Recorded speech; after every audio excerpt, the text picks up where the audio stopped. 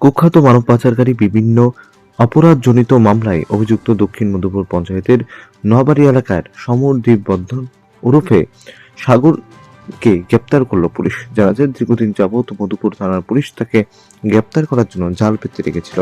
শেষ পর্যন্ত সোমবার গভীর রাতে গোপন সংবাদের ভিত্তিতে মধুপুর থানার 3 অফিসার বিভিন্ন জায়গায় উৎপেতে বসে থাকে এবং জাল বিস্তার করতে থাকে। পরে গ্রেপ্তার করতে সক্ষম হয় তাকে।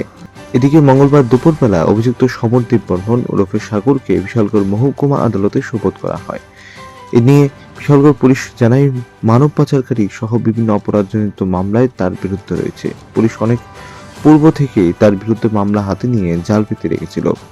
আরও জানা যায়, অভিযুক্ত সমরদীপ বর্ধন এলাকায় বিভিন্ন দিন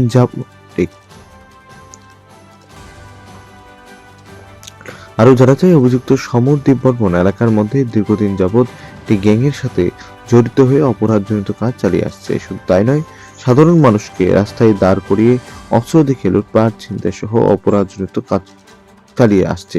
যদিও মধুপুর থানায় পুলিশ তার বিরুদ্ধে কয়েকটি মামলা হাতে নিয়ে অনেকদিন গ্রেপ্তারের উদ্দেশ্যে মাঠে নেমে তার টিকিট নাগার পায়নি। অবশেষে সোমবার গভীর রাতে তাকে গ্রেপ্তার করতে সক্ষম হয়েছে পুলিশ। ঘটনা কালকে রাতে আমরা একটা মানব পাচারের সমরজিৎ বর্ধন নামে একজনকে অ্যারেস্ট করেছি। কোন জায়গায় অ্যারেস্ট করেছেন? এর বাড়ি সাউথ মধুপুর।